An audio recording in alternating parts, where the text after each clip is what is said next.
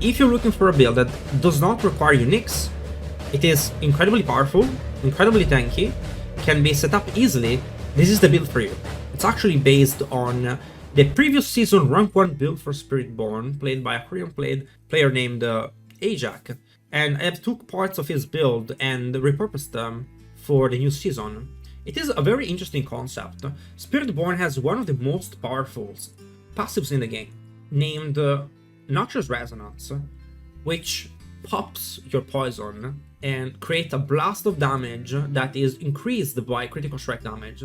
So with critical strike damage, we can increase the damage of our poison. It's a very interesting concept. The problem is that Spiritborn doesn't really have a good way to poison enemies. But the season of boss powers, comes with a nice gift, the Ashava Poison Breath, which deals an incredible amount of poison damage in a very short amount of time.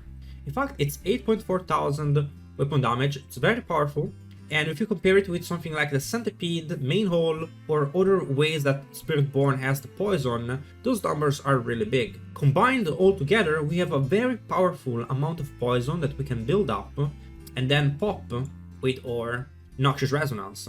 So this build, even though I have some uniques myself right now, can be played without uniques, and I'm gonna talk to you about why. You should probably watch this video because a lot of the things in this build, I think that Ajak was really smart about, and you might want to remove those things from the build because you don't understand how he intended them to be used, and I'm gonna navigate you through the build and the little tricks and things that you need to know so that you don't break your build and you have the best possible time. So let's stay tuned and let's go through it. Let's talk about the boss powers first. Since our build is based on boss powers, why not starting here? You should probably remember that you can level up your boss powers if you don't know by pressing F on them. I leveled up my Ashava Poison Breath first, and then the other powers are not fully maxed leveled up, but let's talk about them. I have Enderial Flaming Skull, which increases the damage of my overtime effects, my poison, of course. I have Dinart Flames, which increase damage to all elements. Poison is one of the elements in Diablo 4. And I also have the Wandering Death Chest Beam. Now, this will execute enemies below 20% life. This will replace an important rune that used to be part of the build previous season. We used to play a rune with the Caprify. Let's see if I can find it. And I think you guys are gonna find it interesting. The Caprify used to execute enemies and was used as one of the runes. It's 10% pretty much execute, and that can be a lot, especially if you're doing pits. It's still like pretty much 10% of your damage. But since we are this season playing with a 20% execute, I've decided to remove that from the build. Now, for the Spirit Hole, I'm running Centipede and Jugger. This build though can be played without uniques, and I think I should probably demonstrate it without any uniques and then talk about what the uniques do and how important they are. So in this case, this will be the build without uniques, and the only change that I will have both builds. Well, I will have 3 builds actually on the planner. A pit pushing build, I will have a build without uniques, and the build that I'm currently playing, which is a mid-game version with uniques, but no Ubers and nothing such as that. So if you are just starting the game, we're gonna be playing with the Gorilla Spirit Hole, and we're gonna be playing with Jugger. That is to create a little bit more of a safety net for this build, because the 30% extra tankiness, extra barrier we get from the Gorilla main Spirit Hole is very powerful, and we can also enhance it by having Gorilla main Spirit Hole on our weapon, creating a very big barrier for us. Normally speaking, we cap our barrier, we get 100% of our barrier with Temerity, which can be, by the way, not a GA one. It doesn't need to be ancestral. As long as it has 100% barrier, the item is good to go. This item does 2 genius things for this build. The first one is giving us 100% barrier, which means that we do not have to go around and find crazy things, crazy ways to get ourselves 100% barrier, which is gonna be needed for one of our passive in the Paragon later on. Second thing it does, provides an incredible amount of tankiness and heals. It has a lucky chance to heal, which is very important because this item here, the Jachin Shell, is actually very powerful. As well, not really needed it to be an ancestral item, so no GS needed really. But with a GA on total armor, can provide pretty much all the armor needed for this build to function, because we're gonna be needing a lot of armor for our unyielding hits aspect, which is gonna be here. But why are we playing with this? And what does this item, Jachin Shell, actually do for us? Well, let's take a look. So now here you can cut this part, and I'm gonna go to the training dummy. Alright. So here we are in the training dummy, so I can demonstrate how this item, the Jachin Shell, is gonna work for this build. Every time we're gonna use a skill with a cooldown, the Jachin Shell is gonna start to drain our life till it becomes too low to keep to being drained, and it will recover cooldown from our skills. So every second it recovers 3 seconds of cooldown, meaning that, for example, Toxic Skin is gonna have 100% uptime. The Hunter, instead of having a 18-second cooldown, has only a 9-second cooldown, more or less, and Vortex is only pretty much a 4-second cooldown. We are not using counterattack as we don't really want more abilities to be in cooldown. Well, let's take a look maybe at how our second item is gonna work. Where is multiple training dummy? There it is. So right now I'm not doing anything to recover my HP. That is all Temerity. Temerity is an incredibly powerful item as it keeps recovering our HP even. Meanwhile, Jachin Shell is actually draining my HP currently, but Jachin Shell is not enough of a drain to counteract the ability of Temerity to heal us. So this is a very powerful combination that I was surprised by.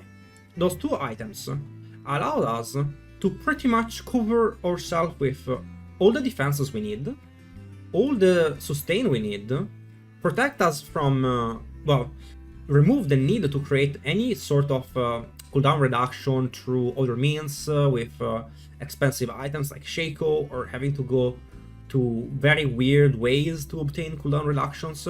This is just a very simple solution and allows us to build more offensively in other parts of our kit. Especially when you consider that Jachin Shell is gonna give us a ancestral GA roll of total armor and pretty much cap our armor very easily for us. Eventually, I'm gonna be able to remove my Yen's Blessing and run maybe diamonds on my amulets and rings, and I'll simply be able to cap my resistances and armor thanks to Jachin Shell covering the armor part and me being able to go resistances on my amulets, because that's gonna give me, you know, a lot of the things I'm gonna lose by not playing Yen's Blessing. I'm gonna cover with that. Yen's Blessing is a great early game item that I have introduced to the mid-game version of the build.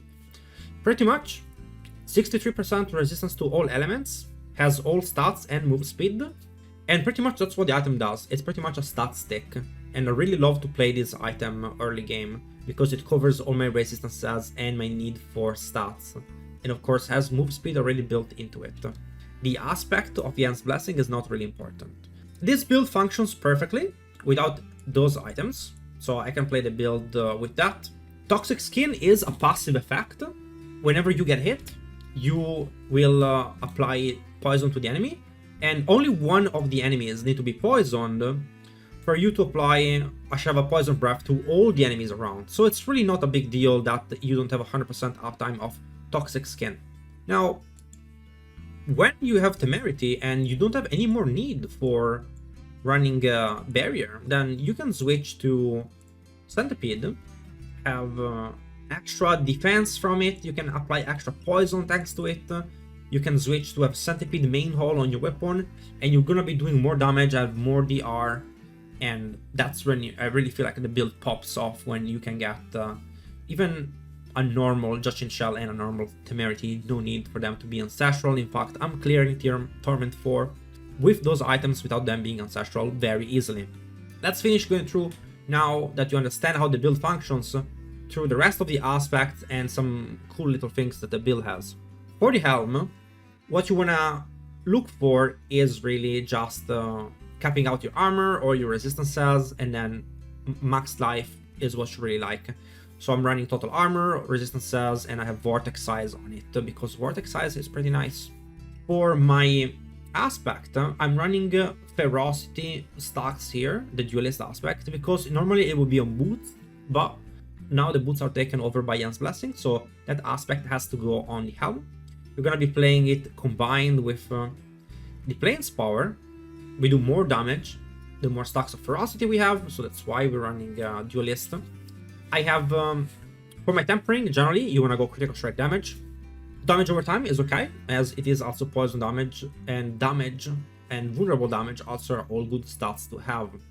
Mystic Circle has some other interesting effects for the very, very late game build that for pit pushing, because it will double dip with the Jagger main hole, and that's gonna be a little bit of a different build. Then we have Temerity, of course. Jens Blessing, we talked about it. I prefer to have a J roll on all res if you have it. Weapon, you're looking for max life, vulnerability, and critical strike damage. So this weapon is gonna be enchanted, and I will remove now resource cost reduction here and go for critical strike damage. Max life, dexterity, crit damage, those are the stats you're looking for. Because again, critical strike damage is a damage multiplier for Noxious Resonance. In terms of aspect, we have here our most important aspect. It is the Redirected Force aspect, which increases our damage based on how much block we have, and critical strike damage, which of course is for Noxious Resonance. So where do we get block? Well, rather than going for a convoluted way to obtain a permanent uptime of Armored Hide, this build opts to go for a Quarterstaff with 45% block chance. On top of that, we're going to be getting 10% more block chance from our talents, and on the Paragon we have also access to block chance, and block chance for right now a total of 71% block chance, plus one final thing, it is that our Rock Splitter will also give us 15% block chance. Rock Splitter is a very good ability, and it's also going to give us a result stacks and also going to apply torn damage to the enemies, which you will see it's important for some of our glyphs. So this skill is actually going to be very key, because not only gives us block, result stacks for defense, and also applies foreign damage to enemies to activate one of our glyphs. On top of that, we are going to be running Unending Hits, which requires us to cast a Gorilla skill every 3 seconds. So as you can see, we're going to be pretty much the core of the abilities we're going to be using is Rock Splitter and Rake at the same time. So you want to kind of keep them pressed like this, both at the same time. That's all I'm doing. It's a very face roll. And what this does is that Rake will reduce the cooldown of your abilities and also activates other effects that we're going to talk about in a second. Rock Splitter, I already told you about what it does, which is proc unyielding hits, give us block, give us thorns, and give us the resolve stacks. So it does a lot of things, and also regenerates resources that we can use for Rake. Rake, we can take a look, is going to be your next ability, and not only gives us ferocity stacks, but also lowers the cooldown of our longest ability, which normally it's going to be the Hunter. On top of that, also will activate Plains aspect, which works only when a Jagger skill is being used, so the lucky hit effect. Casting a Jagger skill in the Mystic Circle empowers them, so again, and so this will give us extra damage, because if we don't proc the circle, then we are not able to get the bonus damage based on our ferocity stacks. For my amulet, I am running right now, casting an ultimate. The Brother Ward give us 44% damage, 45. Later on, I will switch Plains aspect here. Plains aspect, it is not 100% uptime because it has a 10-second cooldown, and I find this aspect to be more reliable when speed farming and rather than pushing. On my amulet, you just really want to go for something with a GA, and then you want to get critical strike damage and the Hunter cooldown. Those are going to be the tempering for all of your rings and amulet. Again, pretty much I try to get critical strike damage and max life on my items, so, and that's pretty much what I try. If I fail to get it, I don't really cry too much about it. The items don't have to be perfect. We're just playing a mid-game build, and then, you know, when we get better G items, we can make it work. But all of those items have cooldown reduction on the Hunter, meaning that our Hunter has a very low cooldown on it, and it's easy to recover with Jachin Shell and also with the Rake, meaning that we have pretty much 100% uptime of all the bonuses of the Hunter, which is many, because you'll see later it will play out a lot with our ultimate talent section. We should probably start from the back. I think that's a good way to go for. We're gonna throw from, of course, Noxious Resonance, we talked about it. And the Hunter is a powerful ability that grants us not only ferocity stacks, which are needed for the plains aspect, they give us attack speed, that's the effect of the base ferocity stack. And whenever we cast an ultimate, we're gonna activate a series of buffs. So Resolution increases our damage when we cast an ultimate ability. Supremacy also increases our damage when we are under the effect of an ultimate and we kill things. On top of that, Initiative is gonna give us Unstoppable for 6 seconds whenever we cast an ultimate. That's why having a very high uptime of the Hunter and spamming it is very important. It's our source of Unstoppable. On top of that, we have Sustenance, which will heal us whenever the Hunter is hitting enemies, and when he does, it hits enemies often. It's a very spammy ability. It has a lot of hits, meaning that we heal a lot. And of course, that helps with Jachincha. We are gonna be running Potent, which increases the damage we do, and you know, it's a powerful, one of the best, in fact, passives you can get on your amulet. Resilient will increase our maximum life whenever we use gorilla skills. In our case, it's gonna be the Rock Splitter.